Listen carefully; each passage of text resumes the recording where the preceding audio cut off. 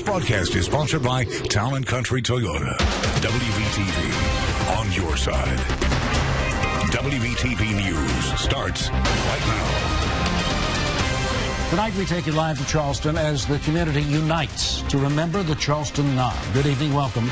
I'm Paul Kemp. And I'm Maureen O'Boyle. This video just into our newsroom of Reverend Clementa Pinckney's casket arriving at the church minutes ago. A viewing is starting now at Emanuel AME Church, where he and 8 others were killed last Wednesday. President Obama will deliver the eulogy at his funeral service tomorrow. Our Steve Crump is live outside the church at the Mother Emanuel AME. Steve, a lot has happened just in the past few minutes. Can you set the scene for us?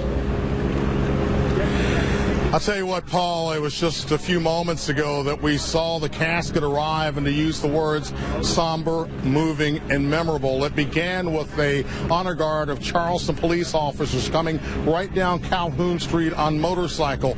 Right then and behind that group of police officers came the funeral procession.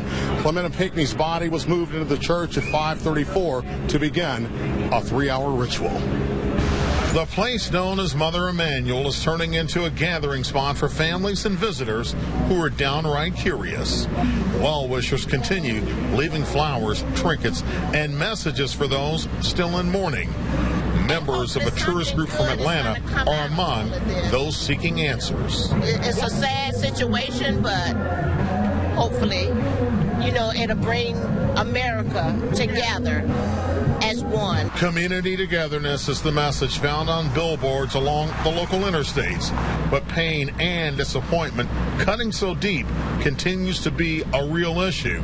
That's why city leaders announced a plan designed to help those who are having problems letting go of last week's violence. We recognize that not only are the families and their close friends struggling with this, but it's also impacting our entire community and many others around the region. We pray that you allow everything to be done in peace and decency and in order. Along Calhoun Street, prayers of comfort remain constant outside of the church. Meanwhile, tourists who made Emanuel AME a destination location are hoping to leave South Carolina with lessons that will last a lifetime. We think that Charleston is united, has a beautiful attitude, and we hope that we can take home the racial unity that you're experiencing here. And many people tonight in search of that kind of unity. Along Calhoun Street, there is a very, very long line. You may remember yesterday when his body was at the South Carolina Capitol in Columbia, there were more than 3,000 people that went through. The lines here go for several blocks, and the actual viewing this evening is expected to end around 9 o'clock. For now, we're live in Charleston. Steve Crump, WBTV, on your side. Steve, thank you. Well, tomorrow, President Obama and many others will gather in Charleston, South Carolina, for the funeral of Reverend Clementa Pinckney. Pinckney was one of the 9 gunned down a week ago inside the Mother Emanuel AME Church. On to 11, WBTV Steve Crump joins us live right now in Charleston, where the pastor's casket arrived this afternoon. Steve.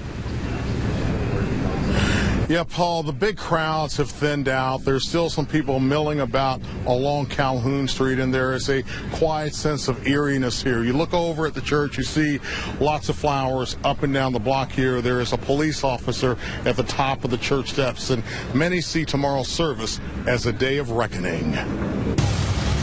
A native son of South Carolina returned to this house of worship known as Mother Emanuel with honor. It was the very last time Clementa Pinckney entered the door of the church he pastored. His name remains etched near the entrance, but the minister's final visit attracted well-wishers and mourners that extended for blocks. People are still in shock,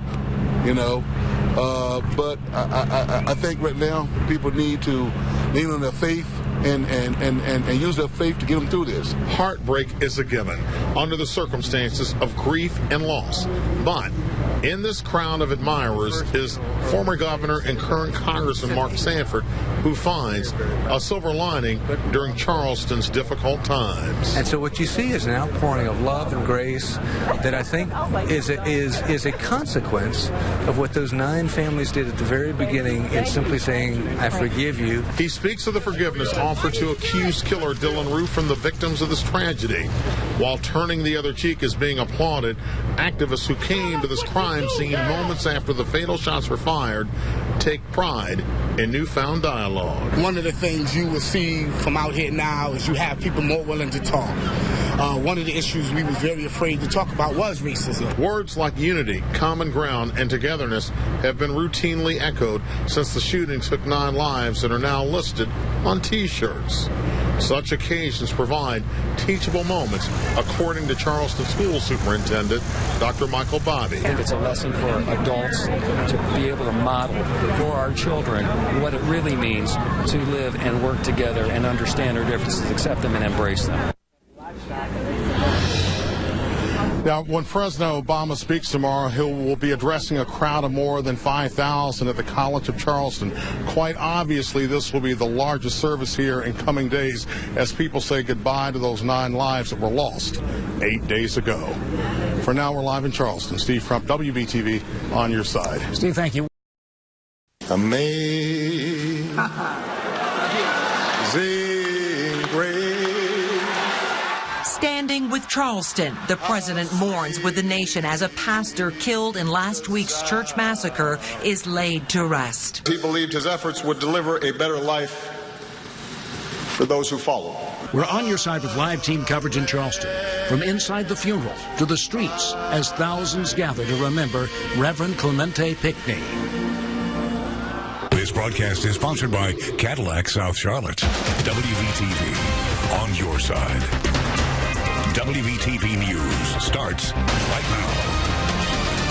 As you saw, thousands gathered, including the president, to stand with Charleston, saying goodbye to a pastor gunned down in his church last week. Good evening, I'm Maureen O'Boyle. And I'm Paul Cameron. Welcome, everyone. More than 5,000 filled the arena at the College of Charleston for hours today as they celebrated the life of Reverend and Senator Clementa Pinckney. He and 8 others were murdered a little more than a week ago inside the Mother Emanuel AME Church in downtown Charleston. We are on your side with live team coverage. Steve Crump and Michael Clark are both in Charleston tonight. Let's begin with Steve. You were at the funeral where the president spoke just hours ago. Yes, and Maureen, the president took on a number of issues today. Not only did he honor the lives of those who died as a result of that crime last week, but he talked about the issues of race relations, gun violence, and the need to remove the Confederate battle flag from the state capitol in Columbia. In the tradition of many African-American services, personal send-offs aren't necessarily called funerals, but rather homegoing celebrations. Clementa Pinckney was applauded for his tireless devotion between the church house of Mother Emanuel and the State House in Columbia.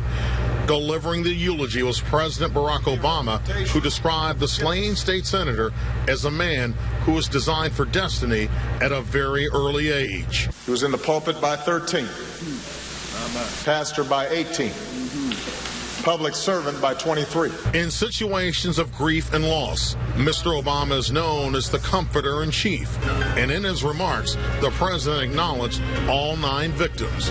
He also told the capacity crowd that the alleged killer, Dylan Roof, did more to unite than divide. An act that he presumed would deepen divisions that trace back to our nation's original sin. My Lord.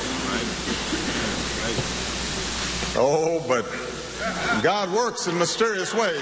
Amazing grace. In a crowd regarded as friendly, the president joined a chorus of elected officials in calling that the Confederate flag be removed from the grounds of the South Carolina state capitol. The flag was a reminder of systemic oppression and racial subjugation. We see that now.